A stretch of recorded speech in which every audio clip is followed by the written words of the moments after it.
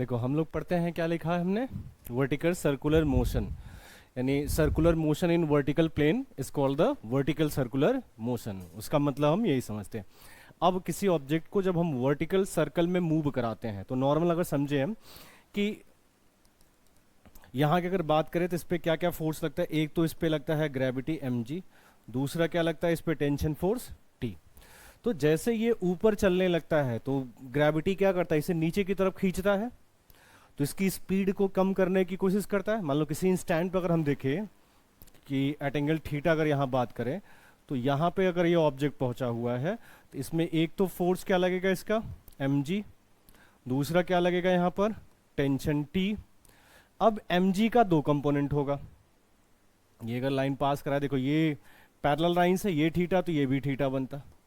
तो एक कंपोनेंट हमारा इधर जो हमको मिलेगा वो होगा mg cos थीटा, दूसरा क्या करेगा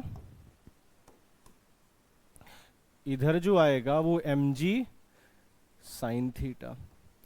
अब इसमें अगर ध्यान दे देखो t और mg cos थीटा का जो रिजल्टेंट है वो सर्कुलर मोशन के लिए सेंट्रीपिटल फोर्स का काम करेगा, जो कि सेंट्रीपिटल एक्सेलरेशन प्रोवाइड करेगा, टर्न करेगा। साथ में यहाँ पे जो mg sin थीटा है वो क्या कर रहा है, इसको डी एक्सेलरेट कर रहा है।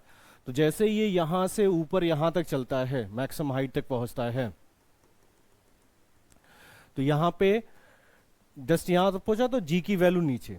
इसके बाद जब ये इधर चलने लगता है, मतलब जस्ट हाफ के इधर की अगर बात करें तो इधर ग्रेविटी नीचे लगेगा जो कि कंटिन्यूअस इसकी स्पीड बढ़ाता है। इधर स्पीड क्या होता है, घटता है, डिक्रीज होता है।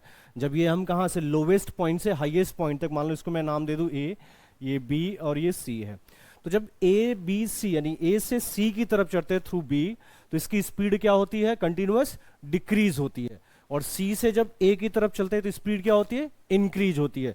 कहने का मतलब ये हुआ कि वर्टिकल सर्कुलर मोशन में इसका स्पीड कांस्टेंट नहीं रहता है। तो ये जो एग्जांपल होता है सर्कुलर मोशन का वो नॉन यूनिफॉर्म सर्कुलर मोशन है।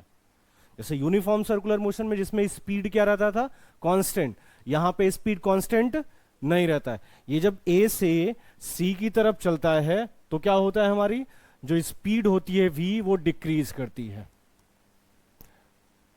Decreases as we move from a to c। और जैसे ही c से हम कहां चलते हैं, a की तरफ, तो v क्या होता है, इंक्रीज करता है। अच्छा अब देखो नॉर्मली अगर हम समझे, जैसे हमने इस पॉइंट पर लिखा, तो इसमें देखो एक तो ये mg sin थीटा है, यहां पे स्पीड की डायरेक्शन ये रहा v, तो mg sin थीटा की जो वैल्यू है इसका क्या कर रहा है, ये mg sin थीटा इसके स्पीड को रिड्यूस कर रहा है। रिड्यूस करने मतलब चेंज कर रहा है, तो जो स्पीड को चेंज करेगा उसे क्या कहते हैं, टेंजेंशियल एक्सेलरेशन कहते हैं। यहां अगर हम बात करें, देखो एक्सेलरेशन हम पढ़ते हैं दो तरह से, एक रेडियल और दूसरा टेंजेंशियल, या नॉर्मल बोले रेडियल को सेंट्रीपिटल ही कहते हैं, जो कि इसका डायरेक्शन चेंज करता है, सर्कुलर में मूव कराता है, उसे हम सेंट्रीपिटल कहते हैं। और जो स्पीड इसकी चेंज करा उसे हम क्या कहेंगे, टेंजेंशियल एक्सेलरेशन। तो यहां पर इस पॉइंट में कुछ नाम देते मान लो P पे, तो पॉइंट P क्या क्या फोर्स लग रहा है, देखो एक तो टेंजेंशियल फोर्स लग रहा है, तो उस टेंजेंशियल फोर्स की वैल्यू किसके इक्वल है, mg sin थीटा। टेंजेंट की डायरेक्शन में जो ये फोर्स लग रहा है वो क्या है हमारा, mg sin थीटा। इस mg sin थीटा के कारण इसकी स्पीड घट रही है, तो टेंजेंशियल जो फोर्स हुआ वो हमारा हुआ mg sin थीटा, माइनस ले लिया, उसकी घटा रही है वैल्यू। तो tangential acceleration minus mg sin theta divided by क्या हो जाएगा, m, acceleration force upon mass, m से m कैंसिल, तो टेंजेंशियल एक्सेलरेशन की वैल्यू किसके इक्वल, ag sin थीटा के इक्वल। अब देखो तो इस की अगर हम लोग बात करें कि अगर ये सर्कल पे मूव कर रहा है तो t और mg cos थीटा का जो रिजल्टेंट होगा वही हमें क्या देगा, नेसेसरी सेंट्रीपिटल फोर्स देगा। इसी के कारण उसका पाथ कैसा होगा, सर्कुलर मोशन परफॉर्म कर रहा है। तो हमेशा सर्कुलर मोशन के लिए सेंट्रीपिटल फोर्स ही है, नेट सेंट्रीपिटल फोर्स ही है, नेट फोर्स ही है। तो सेंटर की तरफ लगने वाला फोर्स क्या, T minus mg cos theta. T minus mg cos theta है, यही सेंट्रीपिटल फोर्स प्रोवाइड करता है। Resultant of T and mg cos theta provides necessary centripetal force. तो इसकी वैल्यू निकालते हैं कि हमको कितना टेंशन लगेगा, कितना स्पीड आएगा उस पॉइंट पे, ये हम पता करना चाहें। तो ये A से चल के कहां पहुंचा हुआ है, P पर, तो यहाँ पे स्पीड हमने सपोज से कितना है, वीपी है। अब यहाँ वर्क करने वाले दो, देखो हम लोग इस पूरे वर्टिकल सर्कुलर मोशन में दो कॉन्सेप्ट यूज करते हैं, वर्क एनर्जी थ्योरम और एक न्यूटन्स लॉ लगाते हैं, यानी किसका कि नेट फोर्स होगा टुवर्ड्स द सेंटर, वही सेंट्रिपिटल फोर्स प्रोवाइड करेगा। तो यहां पर लोवेस्ट पॉइंट पे हमने सपोज किया कि इसकी लोवेस्ट पॉइंट पे हमको स्पीड मान लो गिवन है कि लोवेस्ट पॉइंट पे स्पीड की यू है, तो इस पॉइंट पी पे स्पीड कितना आएगा, the speed at the lowest point is you. तो ए पॉइंट पे जो स्पीड हमने कंसिडर किया वो यू था, तो पी पॉइंट पे एट एंगल थीटा हमको स्पीड पता करना है। तो ध्यान दें, हम देखो ये जब पी पे पहुंचा है तो कितनी हाइट यहां पे कवर किया, ये हाइट हुआ एच। इस स्ट्रिंग की हमको लेंथ भी गिवन रहेगा, वो स्ट्रिंग की लेंथ कितना है,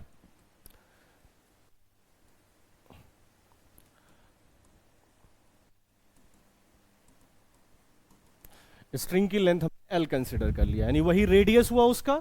अब देखो तो हमको क्या क्या कैलकुलेट करना है, एक तो टेंशन निकालना है और एक क्या पता करना है, स्पीड। क्योंकि हमने ये देखा कि ऐसे ही जैसे ये लोवेस्ट से हाईएस्ट की तरफ मूव करेगा, स्पीड क्या होती है, डिक्रीज, यानी स्पीड चेंज करता है। तो डिफरेंट डिफरेंट थीटा के लिए, डिफरेंट पोजीशन के लिए स्पीड कितना आएगा वो पता करना है, टेंशन क्या होगा वो पता करना है हमको।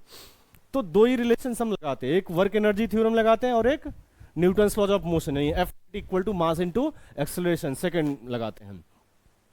अब देखो तो applying work energy theorem,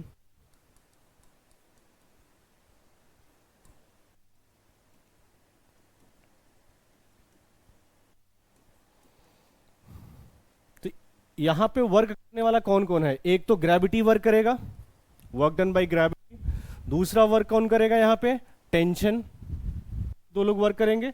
equal to क्या होता है, चेंज इन काइनेटिक एनर्जी, यानी minus half v square minus half m u square. तो v को हमने vp नाम दे दिया कि एट पोजीशन p इसकी स्पीड है। अब देखो इसमें अगर ध्यान दें, सर्कुलर मोशन में जो टेंशन होता है हमेशा टुवर्ड्स द सेंटर लगता है, हमेशा वेलोसिटी के परपेंडिकुलर होता है, यानी डिस्प्लेसमेंट के परपेंडिकुलर होता है। तो उसका वर्क डन क्या आएगा, जीरो। जैसे यहां भी परपेंडिकुलर हुआ, यहां परपेंडिकुलर, हर छोटे से छोटे पार्ट के लिए अगर हम देखेंगे तो tension is always perpendicular to the displacement. Ds की अगर बात करें तो छोटा छोटा वर्क हमको जीरो मिलेगा, तो टोटल वर्क भी क्या आएगा, zero. Work done by tension क्या होगा, जीरो, क्योंकि हमेशा वो नॉर्मल होगा डिस्प्लेसमेंट के। तो डब्ल्यू टी की वैल्यू क्या हो गई, जीरो। तो वर्क डन बाय ग्रेविटी, अगर ये एच हाइट यहां तक पहुंचा, यहां चला, कितना हाइट चला, एच, अगेंस्ट ग्रेविटी है, तो वर्क डन बाय ग्रेविटी क्या हो जाएगा हमारा, माइनस एम जी एच। तो ये मिल जाएगा minus m g h is equal to half m v p square minus half m v u square. अच्छा, इसमें देखो सब में m कॉमन बन रहा, तो m से m कैंसिल कर दिया हमने। फिर यहां पे 1/2 है, तो 2 का प्रोडक्ट हो जाएगा, तो मिलेगा क्या है, देखो ये माइनस से इधर आएगा तो प्लस, तो we p square is you square minus 2gh हुआ, याद यही मिला हमको। अच्छा, अब इसकी हाइट हमको पता कर लेना कि हाइट कितना आएगा। देखो अब थोड़ा इसमें ज्यादा हो गया, मैं साइड से बना दे रहा हूं, ठीक है। देखो ये दिखा हमको क्या कि ये इसका सेंटर था, ये एल लेंथ टोटल थी हमारी, ये एल लेंथ है, ये हाइट एच लिखा था हमने, यही एच लिखा था ना, ये देखो एल है और ये क्या लिया था हमने, थीटा। थीटा तो बेस अपान क्या होगा, हाइपोटेनस। इस ट्राइंगल में देखो इसको नाम कुछ मान लो ओ था हमारा, ये ओ हो गया, ये पी था, कुछ ये पॉइंट ए लिखा था हमने, ये मान लो कुछ ए डैश है सपोज करो। तो इसमें कॉस थीटा क्या लिखेंगे हम, बेस अपान हाइपोटेनस। बेस कितना है इसका, ओ ए डैश है, हाइपोटेनस एल है, तो ए ओ ए डैश को लिखेंगे हम एल कॉस थीटा। अब देखो ये ही तो स्ट्रिंग की लेंथ है टोटल एल, तो एच की वैल्यू अगर निकालना हुआ तो L minus L cos theta होगा, यानी L under bracket 1 minus cos theta आएगा। ये मिल जाएगा रिलेशन हमको कि एच कितना हाइट आया, L under bracket 1 minus cos theta, और वही वैल्यू उठा के यहां रख दें हम, तो VP square is what, you square minus 2g, H is L under bracket 1 minus cos theta, then VP is under bracket u square minus 2gl 1 minus cos theta। Centripetal acceleration अगर निकालना हुआ तो सेंट्रीपिटल का formula क्या होता है, v square by L. तो ये v की वैल्यू रख देंगे उस पॉइंट पे, हमको क्या मालूम चल जाएगा, सेंट्रीपिटल एक्सेलरेशन निकल जाएगा। टोटल पूछा तो टोटल भी कैलकुलेट कर लेंगे। अब देखो इसमें एक चीज और हम लोग देखते हैं,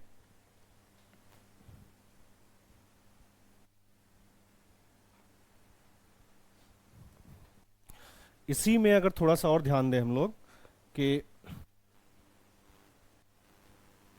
हमने समझा क्या कि अगर ऑब्जेक्ट सर्कुलर पाथ में मूव कर रहा है, वर्टिकल सर्कल में मोशन कर रहा है, तो जैसे ये लोवेस्ट से ऊपर की तरफ चलने लगता है तो इसकी स्पीड कंटिन्यूअस डिक्रीज होती है।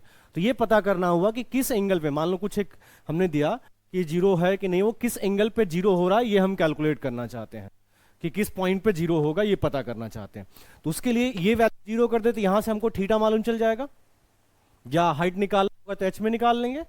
तो हम पता करते हैं, मान लो हमने सपोज किया किसी एंगल अल्फा पर उसकी वैल्यू क्या हो जा रही है, वेलोसिटी जीरो हो रही है, वो हम पता करते हैं। तो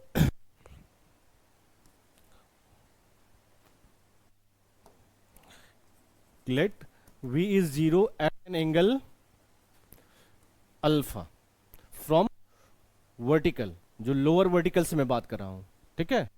वर्टिकल से कितने एंगल पे ही है, ये जो थीटा लिखा था उसकी जगह पर अल्फा रख दिया, अल्फा पे वो जीरो हो जा रहा है। तो अल्फा पे अगर ये जीरो हुआ तो इसका रिलेशन देखो, ये वेलोसिटी की वैल्यू इसी इक्वेशन में रख दें, ये क्या हो जाएगा जीरो, ये इसका स्क्वायर कर लेंगे तो वही सेम आएगा, मतलब स्क्वायर कर लेंगे तो अंडर रूट हट जाएगा, मिलेगा क्या, ये 2 स्क्वायर माइनस 2gl, और माइनस क्या हो जाएगा, प्लस 2gl cos थीटा हो जाएगा, ठीक है।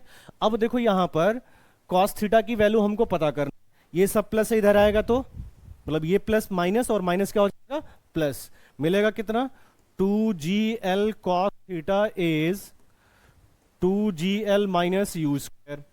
तो थीटा हमने अल्फा लिया था ना, अल्फा सब किया हुआ है, cos alpha, then cos alpha is 2gl minus u square divided by 2gl होगा, then alpha is cos inverse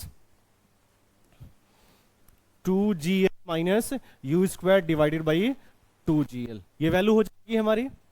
अब देखो आते हैं हम लोग टेंशन कैलकुलेट करते हैं, टेंशन हमको कितना मिलेगा। अभी हमने ये क्या निकाला, स्पीड निकाला उस पॉइंट पर, अब स्पीड किस पे जीरो हो सकता है, क्योंकि देखा डिक्रीज हो रहा था तो कितना एंगल पे जीरो होगा, वो कुछ cos अल्फा निकाला। हाँ, अब इसकी वैल्यू कहां तक जा सकता है, ये जीरो से मैक्सिमम, अगर इसके बीच में जीरो नहीं हुआ तो उधर भी जीरो नहीं होगा। अगर cos थीटा की वैल्यू -1 से छोटा आ जाए तब ऐसा पॉसिबल नहीं, क्योंकि cos थीटा की वैल्यू +1 से कहां तक चलता है, -1 तक, यानी ये यहां से हम ले रहे हैं मैक्सिमम, यहां तक जीरो हो सकता है। अगर इधर जीरो नहीं हुआ तो ये फिर ग्रेविटी के कारण नीचे गिर जाएगा। अगर थीटा की वैल्यू ग्रेटर देन 180 डिग्री हो गया तो वो अल्फा अगर हम सॉल्व कर रहे हैं वो ग्रेटर देन 180 है तो पॉसिबल नहीं है, कहने का मतलब ये। अच्छा, अब देखो इसी में हम टेंशन कैलकुलेट करते हैं। तो टेंशन हमने किस पे लिखा था, वो पी पॉइंट पे टेंशन हम निकाल रहे थे। देखो ये जो पी पॉइंट हमारा, इस पे टेंशन अगर हम निकालें तो इसमें क्या होता है, टी और एम जी कॉस थीटा का रिजल्टेंट है, वही सेंट्रीपिटल फोर्स दे रहा है इधर की तरफ, इन दोनों का रिजल्टेंट ही सेंटर की तरफ लग रहा है, तो वही हमको क्या देगा, सेंट्रीपिटल फोर्स, यानी वही सेंट्रीपिटल एक्सलेशन कराएगा, सर्कुलर में टर्न कराएगा। तो कहने का मतलब इन दोनों का resultant T minus m g cos theta is equal m v square by r, r की जगह पे एल हो जाएगा। वी क्या, कौन सा स्पीड लेंगे, जो पी पॉइंट पर स्पीड आया है वो पी पॉइंट पे स्पीड हमारा ये रहा, ठीक। ये वैल्यू पुट करते हैं हम लोग,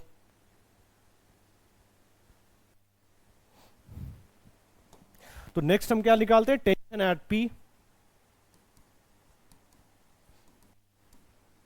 ये कैलकुलेट करते हैं। तो हमने क्या समझा कि T minus m g cos theta is equal to m vp square by हो जाएगा एल। तब इसमें मिला हमको क्या, ये m divided by L, what is the value, VP square, देखो ये वीपी का you square minus 2gl under bracket 1 minus cos theta, यही वैल्यू यहां पुट कर दें हम, तो ये you square minus 2gl under bracket 1 minus cos theta. अच्छा, अब देखो यहां से हमको जो मिलेगा टीपी, ये minus m g cos theta उधर जाएगा, प्लस हो जाएगा, और यहां पे देखो ये मिला क्या, ये m u square by l, देखो एल से एल कैंसिल हो जाएगा, ये मिलेगा क्या, minus 2mg under bracket 1 minus cos theta आएगा, और ये माइनस उधर जाएगा तो ये mg कॉस थीटा। अब इसमें हमको रिलेशन क्या है, ये m u square by l, देखो ये ब्रैकेट ब्रेक करें तो माइनस 2mg प्लस 2mg हो जाएगा, mg कॉस थीटा, एक mg कॉस थीटा पहले से, तो 3mg कॉस थीटा हो जाएगा, तो 3mg कॉस थीटा प्लस में हुआ और माइनस 2mg ये हुआ, यानी माइनस 2mg प्लस क्या आएगा 3mg कॉस थीटा। इसी को थोड़ा सा अरेंज कर दे अगर हम, तो टीपी की वैल्यू क्या आता है हमारा, m u square by l, इसमें देखो ये mg कॉमन बन रहा है, माइनस mg कॉमन कर ले, अंडर ब्रैकेट क्या मिलेगा हमको बोलो, 2 माइनस 3 कॉस थीटा। ये टेंशन हो गया।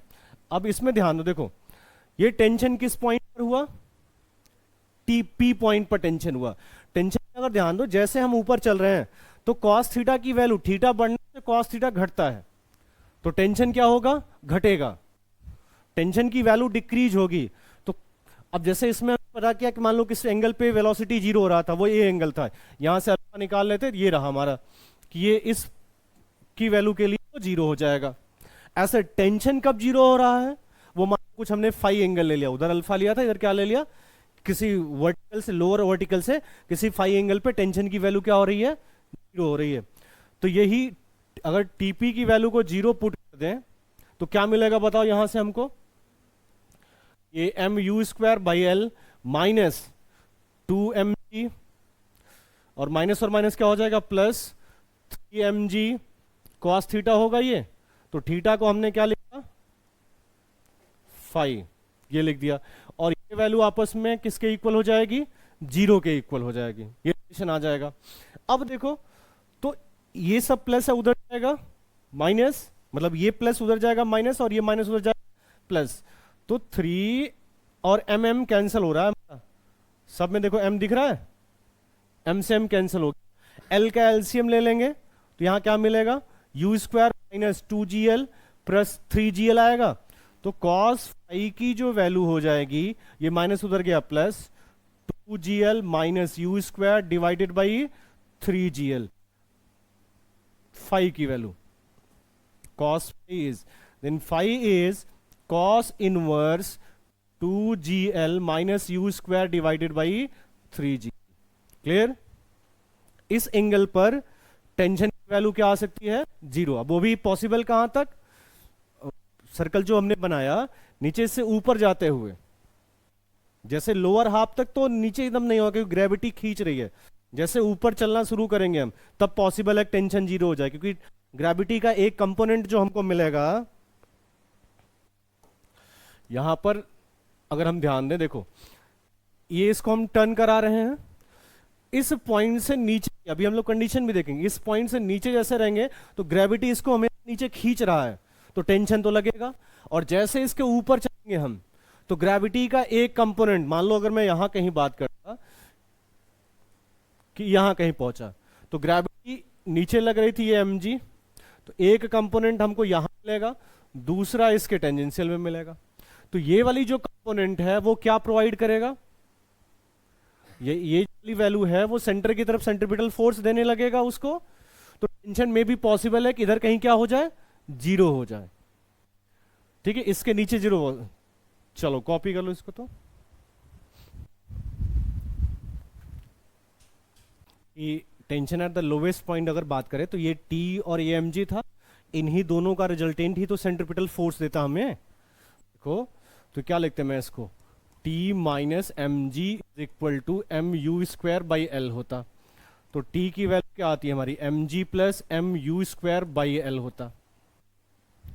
और हाईएस्ट पॉइंट पर अगर हम निकालते हैं तो हाईएस्ट पॉइंट के लिए थीटा की वैल्यू क्या रखेंगे हम, बोलो वहां से टर्न करते हुए वो पहुंचेगा, हाईएस्ट पॉइंट पे क्या मिलेगा, थीटा की वैल्यू यहां से यहां तक 180 डिग्री हो जाएगा। तो एट हाईएस्ट अगर लिखें कि टेंशन एट हाईएस्ट, ये लोएस्ट पे था, तो क्या हो जाएगा हमारा ये m u square by l minus 2mg plus 3mg ये था, कॉस 180 डिग्री की वैल्यू -1, क्योंकि हाईएस्ट पॉइंट पर थीटा क्या होगा 180 डिग्री हो जाएगा। तो माइनस और ये माइनस, तो कितना आ जाएगा हमारा ये m u square by l minus क्या हो जाएगा बताओ 5mg। अब इसमें ध्यान है, देखो लोवेस्ट और हाईएस्ट पॉइंट में टेंशन जैसे लोवेस्ट से ऊपर की तरफ चल रहा है टेंशन घट रहा है, तो सबसे कम टेंशन कहां पे हो रहा है हाईएस्ट पॉइंट पर। तो सर्कल कंप्लीट करने के लिए हाईएस्ट पॉइंट पर टेंशन की वैल्यू सबसे कम है, वो अगर जीरो नहीं हो रहा है या जस्ट जीरो हो रहा है, जीरो से हल्का सा ज्यादा है, तो सर्कल क्या होगा कंप्लीट कर लेगा।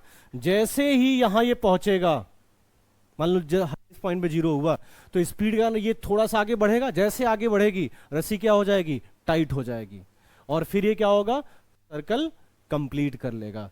यानी for looping the loop tension at the highest point should be greater than or equal to 0। ये हम पढ़ते हैं कि फॉर लूपिंग द लूप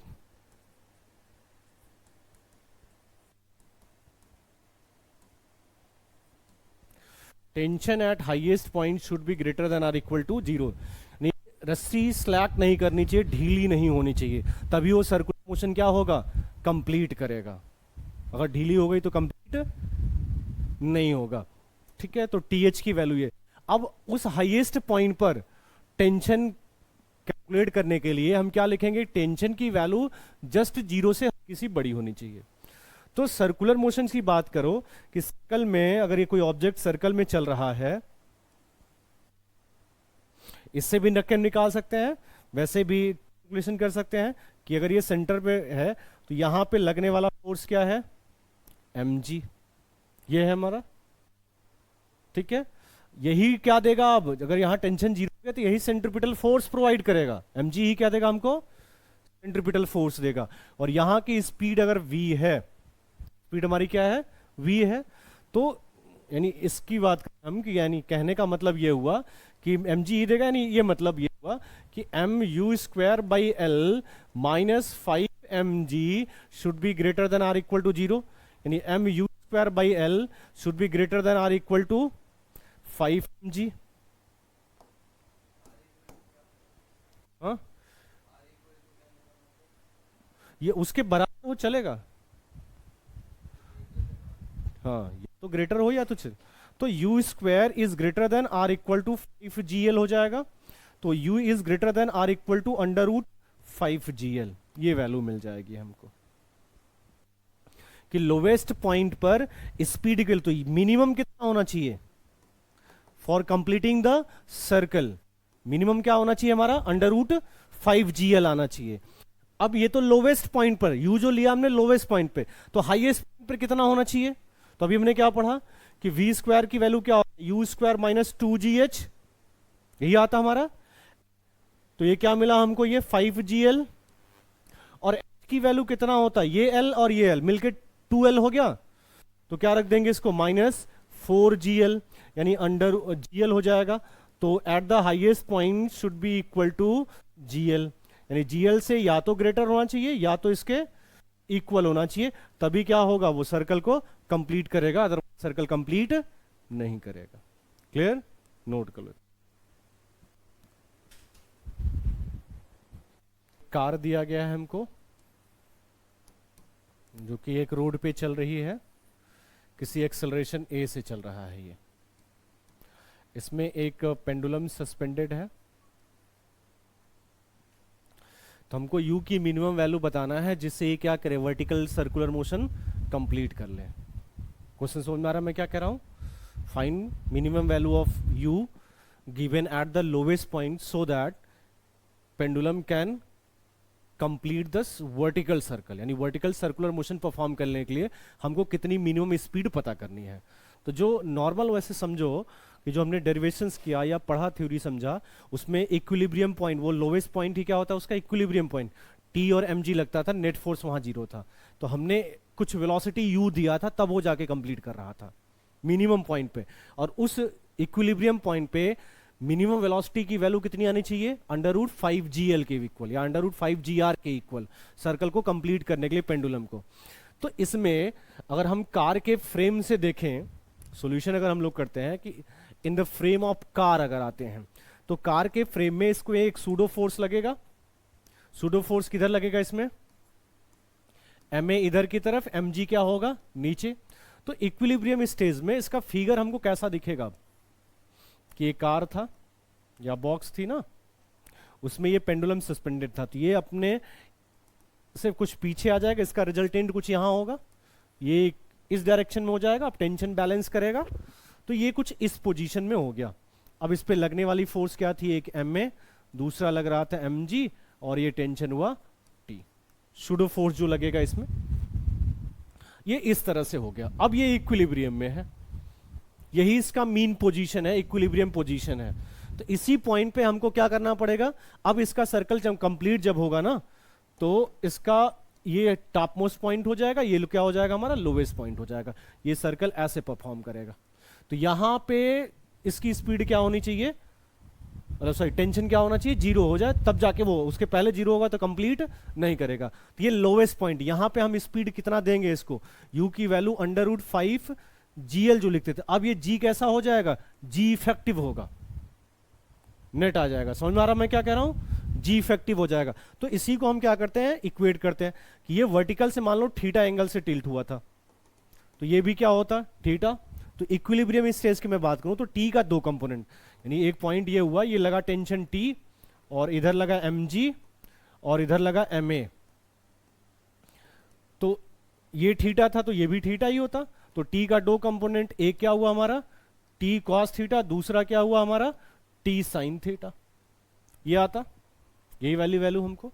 तो इस केस में देखो t cos थीटा किसको बैलेंस करता है, mg को, t sin थीटा किसको बैलेंस करता है, ma को। तो मिला हमको क्या, ये t cos theta is mg and t sin theta is क्या हो जाएगा, ma। तो दोनों को स्क्वायर करके ऐड कर दे हम, तो sine square theta plus cos square theta is 1। तो मिलता क्या हमको, ये t स्क्वायर की वैल्यू किसके इक्वल होगा, ये दोनों का स्क्वायर किया तो ये m कॉमन बन रहा है हमारा, ये g square plus a square आता। तो t का वैल्यू क्या हुआ, m under root g square plus a square हुआ, और इसी को क्या लिखते हैं हम इक्विलिब्रियम में, m इंटू जी इफेक्टिव होता। तो g इफेक्टिव की वैल्यू किसके इक्वल हुआ, ये under root g square plus a square, यही तो टेंशन को बैलेंस करता ना। t की वैल्यू, नेट t की वैल्यू यही आती टेंशन, तो ये g इफेक्टिव का वैल्यू हो गया। अब मिनिमम स्पीड उस पॉइंट पर, अब ये इसका इक्विलिब्रियम पॉइंट है, यहां पे मिनिमम स्पीड हम देंगे तब जाके वो क्या होगा, सर्कल कंप्लीट करेगा। तो u मिनिमम कितना आएगा हमारा, √5gl, तो ये g इफेक्टिव इंटू क्या हो जाएगा, l हो जाएगा, ये आंसर हो जाएगा।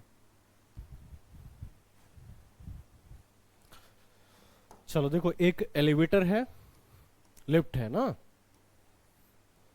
जिसमें एक पेंडुलम सस्पेंडेड है, सिंपल पेंडुलम है ये, और ये एलिवेटर a स्पीड से ऊपर की तरफ जा रहा है। अब ये पूछा गया कि लोवेस्ट पॉइंट पे कितना स्पीड दिया जाए कि ये वर्टिकल सर्कल कंप्लीट कर ले। क्वेश्चन समझ आ रहा मैं क्या कह रहा हूं, पूछा क्या क्या हमसे, इस स्ट्रिंग की लेंथ l है, find u minimum so that pendulum completes vertical circular motion, ये पूछा गया। तो हमने क्या पढ़ा, देखो ये जब लिफ्ट का केस पढ़ते हैं कि अगर ये ऊपर की तरफ चल रहा है तो इसमें जो नेट फोर्स लगता है इधर, यानी इफेक्टिव ग्रेविटी की बात करते हैं तो g प्लस a लगाता, सूडो फोर्स लगाते हैं, मैं नीचे लगता है in the frame of lift. तो जो g इफेक्टिव की वैल्यू मिलती है हमको, वो g इफेक्टिव कितना होता हमारा, g प्लस a हो जाता। अब u मिनिमम कितना आता बताओ, ये अंडर रूट क्या होता है 5gl, तो g की जगह पे क्या लिखेंगे हम, g इफेक्टिव, वो वैल्यू रख देंगे। अगर इसी में दूसरा क्वेश्चन ऐसे होता कि ये लिफ्ट जो है वो ए एक्सेलरेशन से नीचे चल रही, लेंथ एल है, यहां मिनिमम पता करना है। तो यहां जी इफेक्टिव कितना होता है, जी माइनस ए हो जाता है। तो इसका यू मिनिमम निकालते तो फॉर्मूला वही बनता।